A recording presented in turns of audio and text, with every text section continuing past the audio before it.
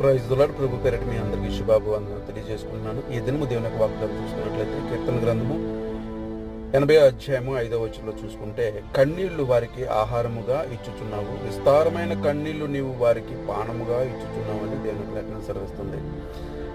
దేవుడు మనుషులకి సంతోషమైనటువంటి ఉల్లాసమైనటువంటి మరి వస్త్రమును కానీ ఆనందాన్ని కానీ నిత్యము వారి తలల మీద ఆనందము ఉండేలాగా వాళ్ళు నిత్యము సంతోషించేవారుగా నిత్యము ఆనందించేవారుగా దేవుడు ప్రజల్ని ఉంచాలని ఆలోచన చేస్తే, ప్రజలు మా మీద మా పిల్లల మీద మా కుటుంబాల మీద శాపము ఏలుబడిగా ఉండాలని కోరుకుంటున్నటువంటి పరిస్థితి.